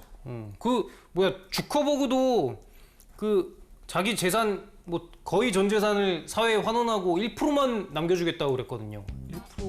1%가 한 2천억인가 되더라고. 그죠. 한미약품보다 많을 거예요. 자, 그러면 아니 여기서 한 가지 그 돌발 질문. 예를 들어서 그 면접장에서 이런 어떤 흑수저 계급론에 대해서 어떻게 생각하냐. 아, 그렇지. 그런 거 나올 수 있죠. 면접관 이렇게 물어볼 수 있잖아. 그럼 존슨 씨는 어떻게 얘기할 거예요? 저 같은 경우는 그냥 뭐 그 오너 회사냐 아니냐에 따라서 좀 달라질 수 있을 것 같아요. 오너 회사가 아니다 싶으면은 뭔가 좀 이렇게 뭐 원론적인 얘기하는 거죠. 뭐 이런 거 뭐 이런 패배적인 사고 방식보다는 우리가 좀 당차게 해가지고 뭐 수저 같은 것도 한 단계씩 올라갈 수 있습니다. 아니면 저희가 그 후세의 수저를 만들지 않음으로써 이 수저론을 깰 수가 있습니다. 뭐 그런 식의 얘기를 할 수 있겠죠. 그리고 오너 회사 같은 경우면은 뭐 유사 이래 저희가 언제 평등했던 적이 있습니까? 그런 얘기를 한다고? 뭐 이거 당연한 거라고 생각하고 저희는 여기 이 안분지족하면 됩니다. 아니, 안분지족이라는 말 윗계급에서 엄청 좋아합니다. 아니 존수 씨가 얘기한 게 약간 위험한 게 뭐냐면 오너 회사 아니라는 구분이 이제 모호해졌어.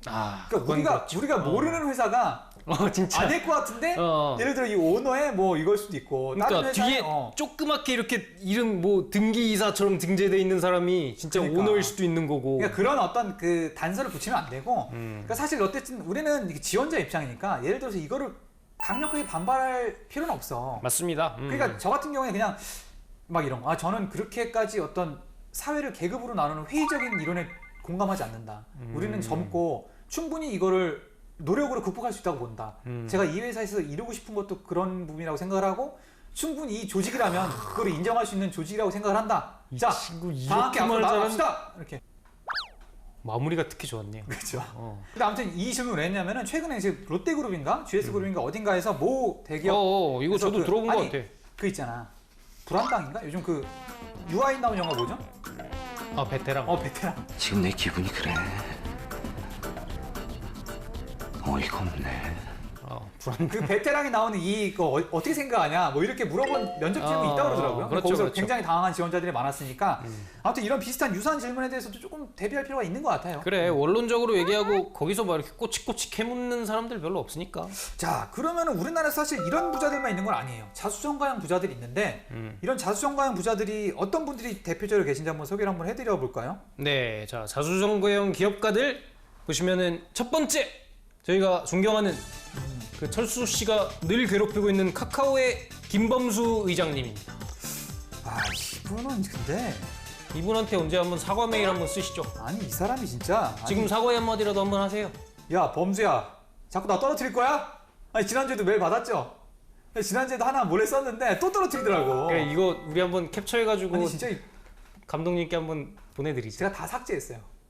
휴지통도 아니고 다 삭제하거든요. 아니 뭐 한두 개도 아니고 한 10번 떨어진 것 같아. 친구가 다 다른데. 뭐 그런 것도 능력이라고 볼 수 제가 있겠네. 뭐가 문제죠? 아무튼 범수 씨도 우리나라 어떻게 보면 저 자수성가형 기업가. 그렇죠. 자, 두 번째 미래에셋그룹의 박현주 씨. 자, 세 번째 셀트리온의 정진영, 서정진. 자, 그리고 뭐 다들 아시는 양현석 YG 엔터테인먼트 대표도 그렇죠. 부동산 부자기도 하고 어쨌든 뭐 그래 위에 찾아보면, 부동산 많이 하고 있잖아요 요새는. 찾아보면 이런 자수성가형 부자들이 있습니다. 근데 제가 알고 있는 가장 그 어떤 자수성가형 사업가는 바로 뭐 여러분들 다 이제 아시겠죠. 손마사요시 씨라고. 상이라 그래야 되나? 사마? 찡? 손씨. 손찡. 손군. 이 손군 같은 경우가 이제 그 제일교포 3세야. 그래서 그러니까 할아버지가 그 탄광 노동자를 끌려가서 탄광에서 돌아가셨어. 조선에서. 근데 이제 아버지는 이제 빠칭코에서 돈을 벌어서 이 마사요시 형을 유학을 보내서 키운 거지. 그래서 이제 아무튼 그게 엄청나게 대기업으로. 최근에는 그거 알죠? 말씀하세요. 그 영국의 가장 유명한 그 IT 기업 중에 하나를 35조 원 주고 샀는데 싸게 샀다고 그렇게 펄펄 뛰면서 좋아했다고 그러더라고요. 35조 원을. 아무튼 여러분들도 할 수 있습니다. 이런 어떤 자수성가형 부자들이 있으니까 우리도 포기하지 말고 계속해서 노력해야 되는 부분이 있지 않나 이렇게 생각을 합니다. 언제 한번 손마사요시 씨 자서전 한번 대표하시죠.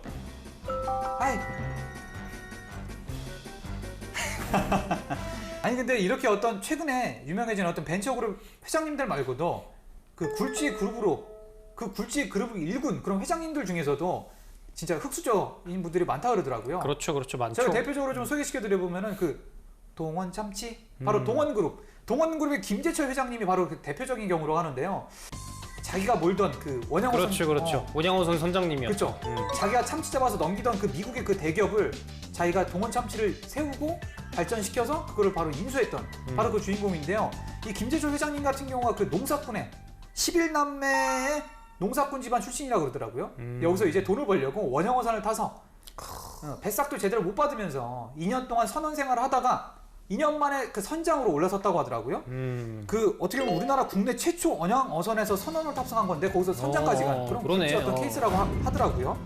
여기서 이제 빌린 돈으로 사는 원양어선 2척을 그걸로 이제 동원참치라는 회사를 설립했다고 하는데 야 이게 아무튼 좀 대단한 거죠. 우리나라가 언제 뭐 참치를 그렇게 먹어봤겠습니까? 그러니까 이게 지금 막 미국에 역수출하고 막 역수출도 하죠. 아무튼 동원그룹이 그래서 어떤 이 회장님의 자부심이 대단한 회사라고도 들었고 그래서 뭐 이런 거를 잘 공부해 가야 면접에서도 좀 이런 질문을 대비할 수 있다 이런 얘기가 좀 있더라고요. 자, 두 번째는 또 뭐죠? 네, 하림그룹의 김홍국 회장님이 계십니다. 이분 스토리가 진짜 너무 신화적이야. 이 외할머니가 초등학교 시절에 그 병아리를 주셨대요. 그 병아리를 계속 키우다 보니까 고등학생 때 닭이 4,000마리가 됐어. 이게 말이 돼? 뭐야? 예수님이야? 무슨 뭐야? 이거 거의 박혁거제가 아래서 나온 급의 얘기 아닙니까? 아니 그 닭을 키우는 능력이 탁월하셨나 봐요. 그래서 닭 키우고 나중에 돼지까지 해가지고 돼지도 30마리를 키우고 그래서 그거를 하다 보니까 이제 진짜 닭고기, 닭에 대해서 완전 통달을 하신 거지. 그래서 할인이 생긴 거고. 그리고 이게 점점 막 요즘 커지면서 NS 홈쇼핑 같은 경우가 이게 할인 거잖아. 그리고 STX 펜오션. 그래서 이거 할인 맞아. 맞아. 그래서 그 닭고기 유통하려고. 그러니까 우리가 그러려고 그랬나 이런 생각도 하고. 닭고기를 와 얼마나 많이 유통을 하려고. 그러니까 할인이라는 배를 샀어. 우리가 생각한 것보다 훨씬 더 큰 그룹이라는 맞습니다. 점 여러분이 아셔야 돼. 저희가 지난번에도 말씀드렸다시피 할인그룹 같은 경우가 진짜 거의 독점 기업이다 보니까 그렇죠. 여기 되게 좀 탄탄한 걸로 알고 있고. 맞습니다. 그리고 그 철수 씨가 좋아하시는 멕시칸 치킨도 여기 겁니다. 저 처갓집 좋아하는데요. 그래서 이 흥국 씨 같은 경우는 나폴레옹을 평소에 그렇게 좋아했죠. 키가 작나 보네. 그럴 수도 있고. 그래서 불가능은 없다라는 말을 입에 달고 사셨대. 그러니까 뭐 병아리 한 마리를 닭 4,000마리로 만들었는데 그런 사람한테 불가능이 어딨어? 뭐가 불가능해 있어? 그래가지고 그 나폴레옹 모자가 경매로 나왔는데 그거를 뭐 이렇게 26억을 주고 사셨다고. 그러니까 나폴레옹 모자가 26억밖에 안 돼. 그러게요. 다른 거 몰라도 이 할인 그룹 들어가면 좀 힘들겠네요. 닭 키우게 시키겠네. 그러게요. 신입사원 연수 때 병아리 한 마리씩 딱 줘가지고. 그러게요. 한 달 뒤에 자기가 몇 마리로 키워냈나. 자, 아무튼 뭐 이런 회장님들도 계시니까 너무 그 외국 사례만 보지 말고 우리나라 사례에서도 진짜 자기도 한번 이런 걸 해보겠다 이런 꿈을 꾸는 것도 나쁘진 않겠죠. 그렇습니다. 여러분도 지금 당장 시장 가셔서 병아리 한 마리 사오십시오. 맞습니다. 그리고 사실 이 부자가 되려 하기보다는 진짜 자기만의 길을 가는 게 중요한 것 같아. 그렇습니다. 그 고 이병철 회장께서 그런 말을 했어. 이 돈은 4발 달린 동물이다. 그래서 2발 달린 사람이 쫓으면 쫓을수록 멀어지는 게 바로 이 4발 달린 동물, 돈이다. 이 돈을 오게 만드는 거다. 그게 바로 부자가 되는 지름길이다. 이런 말 했다고 하는데. 그래서 우리가 안 되나 봐요. 우리가 그렇게 쫓아다녔는데. 그러게요. 아무튼 뭐 기다리는 마음으로 한번 노력을 한번 해보죠. 그렇죠. 여러분들도 그냥 기다리시다 보면은 뭐 한 3년 자취방에서 이렇게 맨날 오후 2시에 일어나고 이렇게 그냥 뭐 계속 영화 보다가 잠들고 그래도 오후 2시에 일어나서 이렇게 그런 식으로 기다리다 보면 언젠가는 돈이 찾아오지 않겠습니까? 그렇죠. 그렇죠. 바로 아무튼 오늘 저희가 좀 적절한 말이었나요? 오늘 취준하는 분들께? 그럼요. 여러분들의 위치를 자각할 수 있는 그런 훌륭한 시간이었다고 생각을 하고. 아무튼 저희 모두 안분지족하면서 자기 맡은 위치에서 좀 노력하는 그런 모습을 보여주는. 그렇습니다. 20, 30대가 되도록 합시다. 저희 고등학교 때 줄기차게 배우지 않았습니까? 안분지족하라고. 여러분들 안분지족하십시오. 여러분들 지금 누워 계시는 자취방 침대 그 자리에 만족하셔야지. 맞습니다. 자, 다음 시간에는 저희가 어떤 얘기를 한번 소개해드릴까요? 네, 다음 시간에는 홈쇼핑 관련 취업의 모든 것을 들려드리도록. 재밌겠는데요? 자, 아무튼 좀 많이 기대해 주시고요. 저는 이 땅의 모든 취준생 여러분들이 이 방송을 보지 않는 그날까지 계속해서 열심히 달리겠습니다. 네, 전국에 계신 취준생 여러분, 건승하십시오.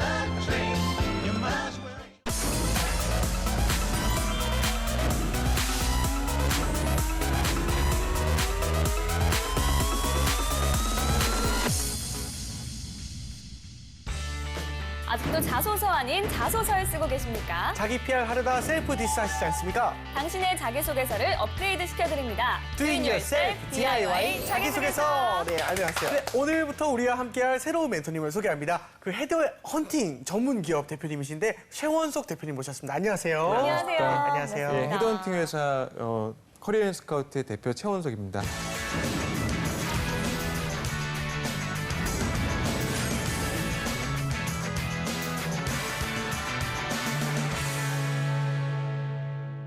네, 오늘부터 저희와 함께 DIY 자기소개서를 이끌어 주실 건데요. 저희가 대표님을 모신 이유가 있습니다. 맞습니다. 그 헤드헌팅은 기업이 원하는 인재를 찾아서 그 소개해준 직업 아니겠습니까? 네. 그러니까 이제 현재 기업들이 어떤 인재를 원하고 있는지를 이제 확실히 아신다는 거죠. 그쵸, 대표님? 예, 맞습니다. 네. 헤드헌팅을 이제 의뢰하는 기업이 외국 기업이나 국내 기업이 있는데 기업에서 적합한 인재를 이제 저희한테 추천해달라고 이제 의뢰를 하기 때문에 기업에서 실제로 학생들이 인터넷상이나 채용 설명회 혹은 우리가 언론이나 방송을 통해서 얻는 정보와는 다르게 실제 제대로 기업이 어떤 인재를 원하는지, 왜 떨어졌는지, 어떤 스펙을 원하는지, 실제 몇 명을 뽑는지에 대해서 헤드헌팅에서는 그 팩트를 정확히 알고 있는 건 맞습니다. 예. 그렇군요. 보통 헤드헌팅 회사들은 그 신입사원이 아니라 이직을 준비하시는 분들한테도 좀 많이 이게 해당이 되고 많이 뽑는다고 이렇게 들었는데 네. 신입사원들도 이제 헤드헌팅 회사를 좀 많이 이용을 하나요? 예, 저희가 통상 말씀드리기로 1년 미만의 경력이 있으면 신입으로 이제 여기는데 실제 헤드헌팅이니까 헤드급, 즉 임원급이나 경력이 많은 분들만 헤드헌팅 대상이 아니냐라고 많이 오해들 하시는데 실제 100% 비율로 봤을 때 20-30%는 사실은 주니어급 신입사원입니다. 외국계 기업에서 많이 의뢰를 하는데요. 이거는 실제로 어떤 자포탈 사이트에 공개적으로 채용 공고를 올리거나 대대적인 채용을 하지 않고 비용을 들여서 괜찮은 인재를 신입을 채용하겠다 이런 의지가 담겨 있어서 실제로 신입들도 헤드헌팅 대상에 진행을 많이 하는 거 현실입니다. 알겠습니다. 자, 그러면 오늘 저희에게 알려줄 내용은 무엇인가요? 이제 유지아님 MC님께서 이제 음악을 잘 아시니까 비유해서 말씀드리자면 취업할 때 이제 제일 중요한 게 자기소개서, 면접 두 가지인데 그렇죠. 하나의 곡을 만들 때 작사가 있고 작곡이 있잖아요. 맞습니다. 가락을 만드는 게 이제 작곡이라면 작사는 이제 자기소개서에 해당되고 작곡은 이제 면접에 해당됩니다. 그러니까 자기소개서랑 면접이 두 가지 중에서 이제 오늘은 자기소개서에 대해서 이제 이야기를 나누려고 작정을 하고 나왔습니다. 아유, 감사합니다. 근데 많은 기업들과 소통을 하셨으니까 누구보다 현장에서 이루어지는 내용들을 잘 알고 또 고민거리들을 해결해 주실 거라고 믿습니다. 이 대표님이 정말 많은 구직자들을 만나보셨을 텐데요. 자소서를 쓸 때 고민하는 것들이 좀 뭔지 궁금하거든요. 네, 실제 세 가지가 있는데 첫 번째로 제일 고민하는 게 자기소개서를 이렇게 애써서 쓰면 진짜 보느냐, 안 보느냐 그 고민을 가장 많이 합니다. 맞아요. 예, 실제로 어떻게 생각하세요? 본다고 생각하십니까? 보긴 보지 않을까요? 네, 사실상 정말 많은 양의 그 자기소개서를 정독한다는 건 너무 힘들 것 같아요. 그렇죠. 그 두 번째 고민이 본다면 자기소개서를 잘 쓰면 서류 전형 통과가 되느냐 안 되느냐 그겁니다. 보는 건 누구나 할 수 있죠. 근데 그거에 좌우가 되느냐. 그리고 세 번째 고민은 실제로 그럼 자기소개서를 잘 쓴다는 기준이 무엇이냐 이 고민이 가장 큰 질문이고 가장 큰 고민이에요, 구직자들이. 그렇군요. 예.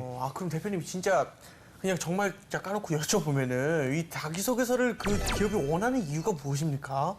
실제로 자기소개서는 문예창작가분들이나 국문가분들이 실제로 그분들을 뭐 제가 비하하는 건 아니지만 글을 잘 쓰는 사람을 본다면 뽑았다면 실제로 문예창작가나 국문가분들이 취업을 다 싹쓸이 했겠죠. 근데 현실은 그렇지 않죠. 그래서 자기소개서를 보는 이유는 자기가 그 기업의 수익 창출의 주 목적인 기업에 어떻게 이익이 되고 보탬이 될지를 서술하는 사업 기획서의 형식을 띄워야 됩니다. 사업 계획서. 예, 그 직무에 반드시 어떻게 도움이 된다. 뭐 아나운서에 어떻게 도움이 된다. 뭐 MC에 어떻게 내가 도움이 된다. 그런 내용이 나와줘야 되는데 전부 그 글짓기라고 생각을 하고 접근을 하기 때문에 어려운 거예요. 맞습니다. 예. 자기소개서가 저도 들은 얘기인데 자기소개서가 정말 소개하는 글을 생각한다면 그건 오산이다. 설득하는 글이다라고 생각을 하라고 이렇게 말씀을 드렸거든요. 이거랑 좀 약간 일맥상통하는 말씀이시지 않나 싶습니다. 시작하는 관점도 좀 다르게 봐야 할 필요성이 있겠네요. 그렇죠. 그리고 각 기업마다 이 자기소개서 전략법이 다 다르다고 배웠는데요. 실제로 이런 전략법이 기업에서 잘 통하는지 그것도 좀 궁금해요. 실제로 자기소개서나 면접으로 이제 수익을 창출하시는 분들, 취업 관련 학원 쪽에서는 전략이 다르다고들 하는 분들도 있지만 헤드헌팅 회사 대표인 제가 보기에는 사실은 진실은 따로 있습니다.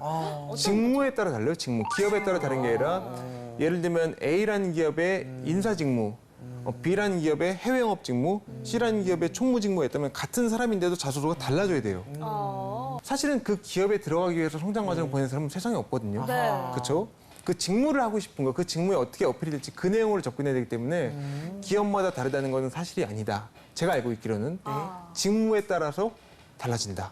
직무에 따라 달라진다. 그렇죠. 알겠습니다. 자, 많은 취업 준비생분들께서 이제 자기소개서 때문에 골머리를 좀 앓고 계시는데요. 그렇죠? 네, 그래서 이번 시간은 최원석 대표님과 함께 구직자들이 자기소개서에 대해서 어떤 점을 궁금해하는지를 함께 알아보겠습니다. 이름하여 멘토의 특급 처방전.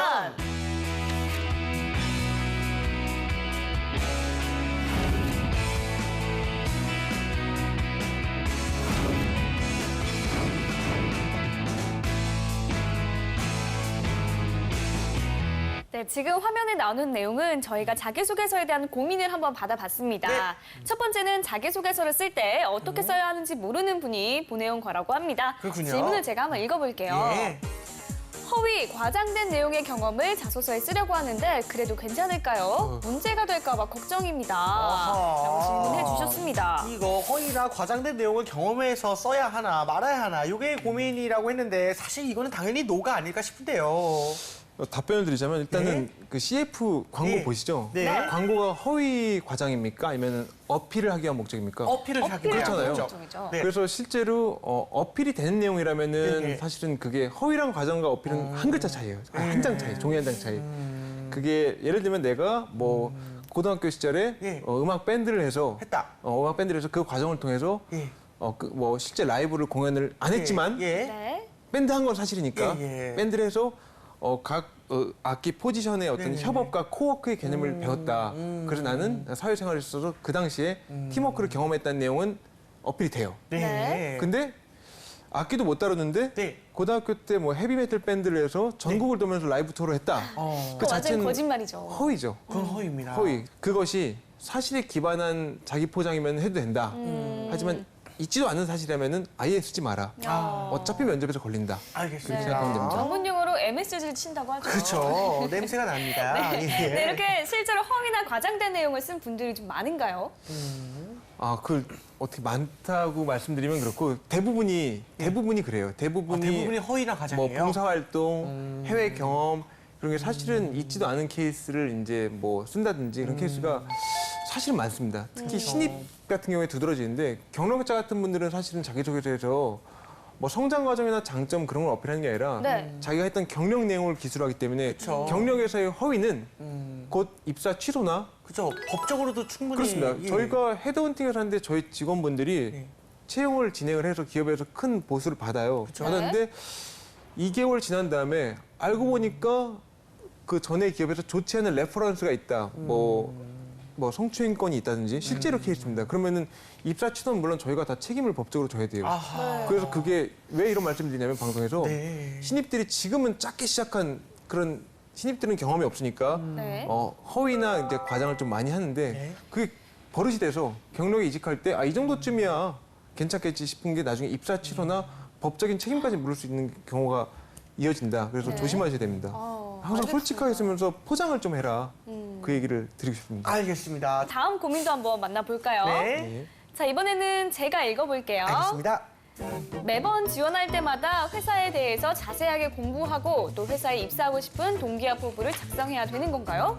매번 가식적인 글을 만들어서 쓰느냐 고생인데 제가 맞게 쓰고 있는 건지 조언이 듣고 싶습니다. 그쵸. 라고 질문을 해주셨네요. 맞습니다. 일단 다른 회사에 지원을 할 때마다 그 회사에 대해서 자세히 공부를 해야 되고 또 그 회사에 맞춰서 입사 동기와 포부를 이렇게 막 이거 정말 그게 그렇거든요. 계속 적어내야 된다는 것이 네. 정말 힘든 일이라고 이렇게 말씀하시네요. 네, 근데 제가 알고 있기로도 네. 지원하는 기업과 직무에 대해서 파악을 한 뒤에 자기소개서에 그 내용을 적절하게 좀 이렇게 섞어야 한다고 알고 있거든요. 네. 이 방법이 좀 맞는 건가요? 그러니까 실제 지금 인터넷을 기반으로 해서 취업 준비를 소위 말하는 이제 막말로 마구잡이식으로 지원을 하기 때문에 사실은 학생들이나 이제 경력자분들이 되게 네. 스트레스를 많이 받으세요. 왜냐면은 과거와 다르게 우편 접수를 할 시절에는 네. 우리 아버지 세대 때는 예. 이러지 않았습니다. 이런 고민이 없었어요. 그렇군요. 예, 채용 정보 자체를 구하는 게 힘들었기 때문에 네. 70, 80년대에는. 근데 지금은 인터넷만 들어가면은 수천 개의 채용 정보가 있어서 그렇죠. 마구잡이로 넣어야 됩니다. 그러니까 이런 고민을 하게 되는 건데 네. 지원 동기랑 포부에 대한 내용 뭐 이렇게 말씀하셨는데 그때마다 회사에 대해서 공부는 하셔야 되는 건 맞아요. 예를 들면 지금 삼성 SDS라는 기업에 예. HR 파트 인사 직무에 입사 지원을 한다. 예. 그럼 최소한 삼성 SDS가 하고 있는 업이 무엇이고 네. 어떤 인더스트리 산업 분야에 있는지는 파악하고 그 산업 분야에서 좋은 인재를 채용하는 인사 담당자의 소명의식을 갖고 지원하는 내용이 들어가야 됩니다. 그럼 그거는 자기소개를 안 본다고 하더라도 면접 때 해야 될 얘기예요. 그렇죠. 예, 그렇기 때문에 최소한의 기업에 대한 정보보다는 그 기업이 속해 있는 산업 분야 어디고 언론 쪽인지 식음료 쪽인지 예. IT인지 게임인지 그건 알고 그 자기가 원하는 직무, 지원하는 직무가 어떤 직무인지 그리고 그 산업 분야에서 그 직무가 내가 어떻게 매칭이 될 수 있는지는 최소한 쓰는 게 기본적인 예의입니다. 설령 자기소개서를 안 본다고 하더라도. 네.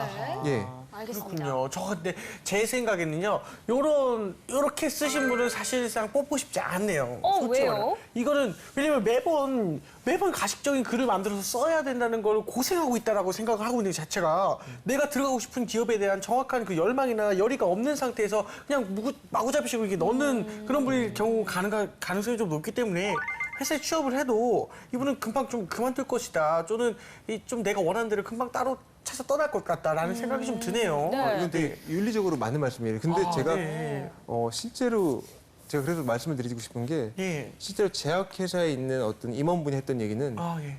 그렇게 가식적으로 여러 군데 넣어서 잘 쓴 사람을 자기 회사에서 원한대요. 왜냐하면 들어와서 하게 될 업무가 그런 가식적인 어떤 마케팅이라서. 포장으로 지속적인 메일과 회사 소개서를 보내야 될 업무를 해야 되기 때문에 예, 자기소개서가 사실은 자기를 어필하고 자기를 이제 판매를 하는 거거든요, 기업에. 네. 근데 그게 사실은 기업에서 본인들이 해야 될 주된 업무예요. 예. 보고서 작성, 이메일, 그다음에 심지어 상사분한테 어떤 메시지를 보내거나 네. 공지 메일을 보내거나 모든 게 다 문서로 논리적인 서술을 하기 때문에 사실은 자기소개서를 못 쓴다면 사회생활에 대해서 어떤 고민을 좀 해보셔야 됩니다. 예. 알겠습니다. 그럼 이번 질문에 대한 답은 맞습니다. 가식적인 글을 매번 열심히 쓰시길 바라겠습니다. 예, 일단 쓰세요. 자, 그리고 네. 자기소개서 작성 관련한 고민, 마지막 고민 한번 들어보도록 하겠습니다. 네. 자, 4학년 졸업 후에 행정고시 3년 정도 하고 고시 준비를 포기하고 취업 전선에 뛰어들려고 합니다. 준비된 인턴 경험이나 취업을 위한 스펙이 없어서 자기소개서에 쓸 내용이 없습니다. 도저히 감이 잡히질 않는데 어떻게 접근해야 될까요? 라고 보내주셨습니다. 네, 이 직무 경험이나 스펙이 없어서 고민이라는 사연이네요. 네. 대표님, 이런 분들은 자기소개서에 어떤 내용을 좀 담아야 할까요? 그래서 이런 분들이 요즘에 굉장히 많은 이유가 네. 지금 이제 바깥 세상에서는 네. 사법고시가 지금 폐지되고 로스쿨 제도가 들어오고 뭐 네. 여러 가지 이제 이슈들이 많으면서 오랫동안 고시 준비를 했던 분들이 이제 취업 전선으로 뛰어들어 오려는 분들이 많아요. 전선으로 전쟁터죠. 전선으로. 예, 네네. 그래서 고민이 진짜 많습니다. 이런 분들은 실제 여기서는 3년 정도 준비했다고 했는데 실제 8년 정도 공백 기간이 있어서 자기는 아무것도 인턴십도 토익도 제외국어도 해외 연수도 봉사활동도 아무것도 없고 네. 이제 취업하려고 한다. 다행히 제가 알았던 분은 뭐 소위 말하는 스펙은 학부는 좋았어요. 네. 근데 서류 전형 자체가 안 되고 뭐 자기소개서에 쓸 말도 없다고 합니다. 사회 경험. 근데 그게 사실은 자기소개서에 쓸 말이 없다는 사람은 없어요. 이분이 3년 정도 행정고시 준비했다고 하는데 3년 동안 했던 뭐 민법이나 행정학 그리고 3년 동안 보였던 그 눈물 섞인 시간들 거기서 얻어진 고시원에서의 교우 관계 그리고 이 시험을 도전했다 포기하게 된 계기와 남들과 다르게 이 고통을 통해서 얻은 그 깨달음 이런 거를 자기소개서 써도 사실은 1000장이 넘을 거예요. 자기소개서 쓸 말이 없다는 건 아니다. 자기가 살아왔던 시간 자체를 아무리 힘들었던 시간이라도 그걸 어필해서 승화시킬 수 있는 게 능력이고 그리고 고시 준비했다가 취업 전선에 뛰어든 분들이 많은데 이런 분들한테 제가 한 가지 조언 드리고 싶은 거는 공부했던 과목 자체가 그러니까 기업체는 법인이기 때문에 대부분이 법을 중심으로 움직여요. 메커니즘이. 그렇기 때문에 고시 준비하면 행정고시나 사법고시 등 공무원 시험 준비나 전문 자격증을 통해서 공부했던 과목들이 실제로 사회생활에 막대한 도움이 된다는 내용으로 자기소개서를 쓴다면 큰 어필이 된다고 저는 확신을 합니다. 알겠습니다. 알겠습니다. 자, 지금까지는 자기소개서를 어떻게 작성하면 좋을지 고민이신 분들의 사연을 만나봤고요. 네. 이번에는 어느 정도 회사를 좀 다니다가 이직을 준비하는 분들의 고민이라는데요. 이직하는 분들도 자기소개서를 어떻게 작성하면 좋을지 갈팡질팡 고민이 참 많다고 합니다. 네, 그럼 이제 그 사연들을 한번 바로 만나볼까요? 제가 한번 읽어보겠습니다. 네. 자, 인턴으로 6개월간 일했던 직무가 일반 사무 정도여서 특색이 없는데 주로 제가 지원하는 인사나 총무 직무에 어떤 식으로 어필을 하면 좋을까요? 라고 하십니다. 이 질문은 경력 어필에 대한 고민인데요. 맞아요. 요새 인턴을 금턴이라고 부르잖아요. 맞습니다. 네. 그만큼 인턴도 귀한 경험이 되고 있는데요. 그래서인지 인턴 경험을 자기소개서에 많이들 씁니다. 그쵸. 이렇게 인턴 경험을 소재로 쓸 때 어떻게 직무와 연결을 하면 좀 좋을까요, 대표님? 사실 인턴십은 이렇게 생각하면 됩니다. 만약에 해외 영업 인턴십을 했다. 6개월 혹은 총무 인턴십을 했다. 그리고 R&D 엔지니어로 인턴십을 했다. 그 모든 게 직무랑 정규직으로 입사를 준비할 때 직무랑 연결시킬 필요가 사실은 없어요. 꼭 그 직무를 할 필요가 없습니다. 인턴십에서 배우는 거는 사회생활에 대한 예의, 근태 관리의 중요성, 이런 부분을 배우는 거지 실무를 배우는 게 아니기 때문에 실제로 인턴 업무가 어떤 업무든 간에 사회생활을 했다는 데 의의가 있는 걸 어필해야지 네. 꼭 그 직무를 했다고 고민이 이렇게 인사총무 쪽에 맞을까 꼭 그 업무를 해야 될까 연결을 시켜야 될까 고민은 전혀 안 해도 된다. 좀 그렇게 감히 말씀을 드리겠습니다. 아, 네. 자, 다음 고민도 한번 만나보시죠. 이번에 황보배 아나운서가 읽어주실까요? 네. 자, 2년간 MD로 패션 회사에서 일을 했습니다. 완전히 직무를 바꾸어서 마케팅이나 홍보로 가고 싶은데 어떤 식의 어필을 하면 될까요? 야, 일단 패션 MD에서 마케팅이나 홍보로 간다는 게 이제 완전히 직무를 바꾸고 싶다는 그런 내용인데요. 아예 다른 직무에 좀 이렇게 접수를 할 때 자기소개서 좀 어떻게 쓰면 좋을까요? 제가 앞서 말씀드리기에는 네네. 인턴십은 상관이 없다고 했잖아요. 그쵸, 그쵸. 예, 그건 인턴이기 때문이에요. 근데 이건 비유를 또 제 특기인 비유를 좀 하겠습니다. 그렇죠. 네. 3년간 야구 선수셨어요, 지금. 네네네. 메이저리그에서. 예. 근데 어느 날 갑자기 축구를 하고 싶다. 예. 자, 가능은 하죠. 네네. 노력으로 가능한데 실제로는 어렵죠? 예, 그겁니다. 실제로 정규 근무를 2년간 MD를 했는데 완전히 바꾸어서 하고 싶다. 실제로 근데 솔직히 말씀드리면 교집합적인 요소가 있다면 가능은 한데 기업에서 원하는 거는 실제 만약에 2년 이상의 마케팅이나 홍보를 뽑을 테니까 이분은 연봉이 깎여서 가는 그 고통이 있거나 네. 아니면 좀 더 작은 규모 회사로 가게 됩니다. 왜냐면 기업에서는 굳이 이분을 뽑을 이유가 없거든요. 2년 홍보, 뭐 3년 마케팅 뽑는데 만약에 2년 동안 국내 영업했는데 열정이 대단하다 그래서 뽑지 않거든요. 그 업무를 바로 경력직이라는 건 바로 수행할 수 있어야 되는 능력이 있어요. 바로 입사하자마자. 근데 이분은 또 가르쳐야 되거든요.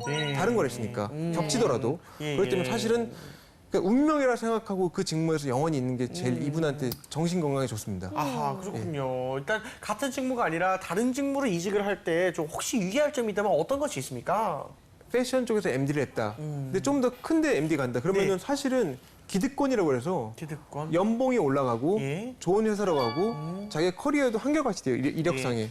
커리어 패스라고 그러는데 보통 그거를. 제가 이분한테 말씀드리고 싶은 거는 이를 고민했던 분한테 말씀드리고 싶은 거는 다른 직무로 갈 때는 지금 있는 기득권 다 버린다고 생각하고 가라. 큰 기대를 하지 마라. 기대하지 말아라. 같은 직무로 무조건 가고 같은 산업 분야에서 비전이 없다고 생각해도 끝을 봐라. 그게 운명이다. 그렇게 생각합니다. 알겠습니다. 알겠습니다. 자, 이렇게 직무를 바꾸거나 경력을 어떻게 어필해야 할지 고민하는 분들이 있다면 또 입사를 해서 적성이 맞지 않아서 고민인 분들도 많습니다. 맞습니다. 일단은 첫 번째 고민인데요. 제가 한번 읽어보겠습니다. 네. 자기소개서에 재무직무에 특화하여 저의 꿈을 좀 작성을 했는데 면접 이후 최종 합격은 국내 영업으로 되었다고 연락이 왔습니다. 이에 대해서 제가 어떻게 받아들이고 임해야 될까요? 너무 입사하고 싶은 회사에서 그만큼 고민이 됩니다. 라고 하시네요. 자, 이번 사연은 자기소개서에 내가 하고 싶었던 직무인 재무에 대한 이야기를 잔뜩 적어놨는데 생각지도 않았게 영업 직무로 합격했다는 사연이네요. 내 맘대로 안 되죠, 이게. 아니, 어떻게 이런 경우가 좀 많을까요? 아니면은. 많습니다. 많고 역시 이거 비유부터 시작을 할게요. 좀. 비유요? 아, 저 전생에 거울이셨어요. 많이 그때 얘기하시네. 연인과 극장에서 정말 보고 싶은 영화를 예매를 했어요. 네. 그 이제 영화 보는 날이에요, 오늘이. 네. 근데 여자친구분께서 그게 아니라 다른 거 보자고 제안을 했어요. 예매 다 해놨는데 난 이게 딴 게 너무 보고 싶다고. 진짜? 그때 어떻게 하실 겁니까? 그때 헤어지고 그거 보실래요? 아니면은 아니요, 그냥 여자친구 하자는 다른 거죠. 건데, 그러면 답 드릴게요. 네. 회사에서 시킨 대로 하면 됩니다. 그 회사에 진짜 커리어나 인생을 걸 가치가 있다면. 근데 너무 표본이 2명밖에 없지 않나요? 다른 분은 실제로 야, 내 생각대로 그냥 우리 그냥 보던 거 봐. 또는 그렇게 좀 약간 다른 상황이 생길 수도 있지 않나요? 근데 항상 사회는 극단적인 상황만 요구하기 때문에. 그렇군요. 일단은 보면은 최종 합격 된 다음에 부서 배치가 다르게 되는 케이스가 굉장히 많습니다. 보통 외국계 기업은 이런 케이스가 거의 없고요. 국내 기업체의 그룹사 채용에서는 어떤 군대식 운영을 하기 때문에 원하는 게 일지망이 인사. 일지망이 해외 영업 이렇게 합격이 됐어요. 그러면 한 달, 2달 정도의 군사훈련이 아니라 합숙훈련을 하고. 합숙과 군사는 또 너무 극단적인데요. 역시 사회는 극단적이구나. 군대식으로 유격훈련도 하고 그럽니다. 그래서 그렇군요. 실제로 그렇게 훈련을 마친 다음에 자대 배치가 아니라. 혹시 최근에 인천 상륙 작전 보셨죠? 맞습니다. 아니, 엠넷은 보신 것 같은데 틀림없습니다. 그렇죠. 그 부서 배치는 본인이 원했던 일지망에 전혀 상관없는 네네. 부분으로 배치가 돼요. 그럴 때 배치가. 보통 요즘 젊은 신세대 분들이 네네. 아 이건 좀 아니다. 면담 들어가고 바꿔달라. 면담 들어가서 따지고 바꿔달라. 네네. 이의 제기하고 그러는데 네. 실제로 기업에서는 커리어를 쌓다 보면은 지방으로 갈 수도 있고 그렇기 때문에 조직에서 시키면 어디든지 예 알겠습니다 하고 갈 수 있는 사람을 원하기 때문에 네. 이런 고민은 사실은 마음은 알겠지만 무조건 예 알겠습니다 하든지 안 된다고 하면 나오셔야 돼요. 찍힐 뿐더러. 예, 그래서 어쩔 수 없이 이거는 해야 된다. 그리고 본인이 진짜 하기 싫다면 인생 걸고 퇴사하면 됩니다. 다시 시작하면 돼요. 근데 영업직에서 기회를 보고 있다가 재무직무로 옮겨갈 가능성도 있을까요? 그 부서에서 티오가 나야 되고 그러니까 같이 다니던 회사인데 네. 그쪽에서 원하고 이쪽 부서에서도 사실은 팀장 예를 들면 자 팀장님이세요. 네. 뭐 비유가 아니라 상황을 만들게요. 네. 팀장님인데 제가 되게 일을 잘하는 직원이에요. 정말 네, 너무. 네, 네, 네. 근데 유지한 MC님 부서 팀장님인데 네. 어떻게 저랑 또 친해져서 너 우리 부서로 와. 근데 저도 마침 그 부서 가는 게 꿈이었습니다. 그 직무가 이쪽 네. 영업 싫어요. 저 재무 하고 싶어 해서 그러면 사실은 제가 이제 윗선에다가 결제 올려 하는 그 과정에서 네. 이 팀장님은 네네. 어떤 기분이 되겠습니까? 그러니까 트러블이 날 수가 있어요. 내부적으로. 그래서 내부적으로 부서 이동이 가능하다고는 하지만 법적으로도 합법이고요. 실제로 잘 되는 케이스는 잘 못 봤습니다. 좀 불협화음이 많이 생겨요. 정치적으로. 예, 거의 하얀거탑 분위기로 됩니다. 아하. 그렇군요. 알겠습니다. 정말 현실적인 이야기 감사합니다. 네. 일단은 뭐 오늘은 일단 헤드헌팅 전문 기업의 대표님이신 우리 네. 최현석 멘토님이랑 함께 하고 있는데요. 다음 고민도 한번 만나볼게요. 합격을 했는데 외국계 기업이고 좋은 회사이고 원하는 직무인 비서 직무입니다. 그런데 계약직입니다. 정규직을 가더라도 작은 회사에 가야 하나요? 아니면 만족하고 다녀야 할까요? 야, 이 참 솔직히 정사원이 아니고 계약직 사원이라 좀 고민이 되긴 할 것 같습니다. 네, 예. 보통 외국계 기업들은 3개월 계약직 인턴을 거쳐서 좋은 평가를 받으면 정규직으로 좀 입사가 가능한 걸로 알고 있습니다. 네. 제가 알고 있는 내용이 좀 맞는 건가요? 예, 이게 이 고민이 보통 아까는 대다수의 대한민국 분들이 고민하는 내용이라면 네. 이건 대다수의 여성분들이 고민을 많이 하는 내용이에요. 이제 네. 좋은 회사인데 네. 외국계 메이저 기업에 합격이 됐는데 컨트랙트 계약직이다. 네. 네. 뭐 파견직이다. 근데 저는 사실은 제가 조언을 정확하게 드리자면은 전혀 상관없습니다. 계약직이 뭐 좀 창피하고 안 좋고 그런 게 전혀 아니에요. 계약직이기 때문에 오히려 그 기간 동안 인정받아서 정규직이 될 수 있다는 희망적인 얘기를 하려는 게 아니라 네. 계약직이기 때문에 계약 종료가 될 시점에 그 정도의 좋은 기업의 커리어면은 이직이 또 가능합니다. 근데 굉장히 좋은 기업이고 네임밸류도 있고 조건도 좋다.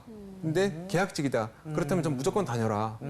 예. 근데 이 잦은 이직 경력이 오히려 마이너스로 좀 작용할 수도 있지 않을까요? 저는 직무만 갔다면 플러스가 돼요. 그 잦은 이직 경력이 6개월 인사, 네. 7개월 총무, 다시 6개월 다른 기업 인사, 다시 국내 영업, 다시 인사, 다시 영업 이런 식으로 그런 되면 거라면 조금 예, 커리어가 망가진 거고요. 예, 망가진 거고 직무만 갔다면 그러니까 네. 항상 제가 강조하는 게 직무예요. 직무에 대한 욕심을 좀 부려라. 직무에 대해서 고집을 부려서 계속 비서나 이게 유사 직무, 비서, 경영지원, 총무, 뭐 어드민 이런 계통으로 계속 간다면은 그리고 자격증도 관련 자격증도 취득하면서 그러면 직무에서 스페셜리스트가 됩니다. 그러면은 결국은 정규직으로 가게 되는데 예.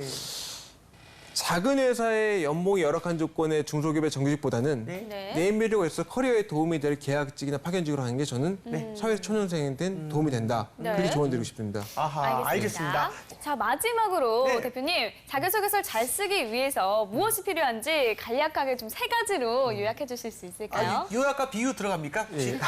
예, 비유 처방. 제가 뭐 다른 방송에서 나오는 뭐 그러니까 되게 바른 멘트 있잖아요. 네네. 뭐 센스라든지 그렇게 뭐 하세요. 믿음, 네. 네, 그런 멋있게 얘기가 아니라 열정과 함께. 구체적인 조언 드릴게요. 세 네네. 가지가 뭐냐면은 봤을 때 면접 때 봤을 때 임원들이 내용이 되게 쉽고 재밌어서 계속 보고 싶어야 돼요.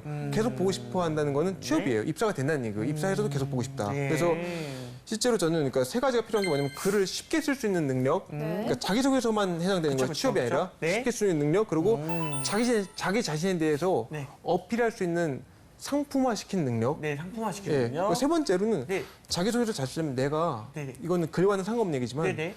내가 어떤 직무에 특화된 인간인지를 먼저 파악해야 됩니다. 자기 자신이 뭘 잘할지를 알아야 돼요. 뇌를 만약에 바라보는 거. 취업이 하기 싫다, 네네네. 회사원 생활 싫다 그러면 하지 마세요. 아하. 대신 다른 거에 인생을 걸어야 됩니다. 뭐 이세돌 씨나 네. 뭐 알파고 씨는 사람이 아니죠. 이세돌 씨나 뭐 허영만 씨나 네.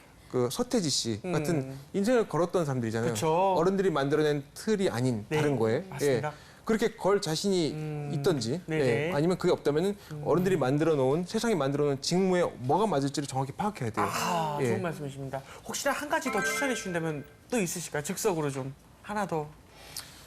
그거는 인사이트입니다. 그러니까 인사이트. 그 뭐냐면은 자기소개서를 쓰는 게 사실은 네네. 이게 이제 그 자본주의에서 기업으로 가는 네네. 티켓이잖아요. 예. 예. 산업이 다 다르잖아요.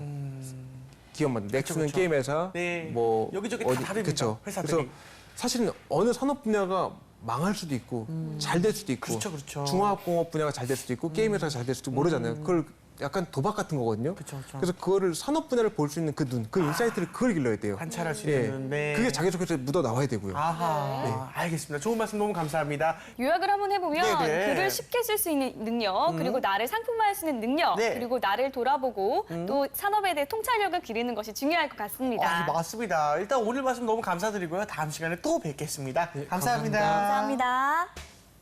네, 오늘 저희가 준비한 소식은 여기까지입니다. 대한민국의 모든 취준생이 취업 전쟁에서 살아남는 그날까지 취업을 부탁해는 계속됩니다. 취업을 부탁해.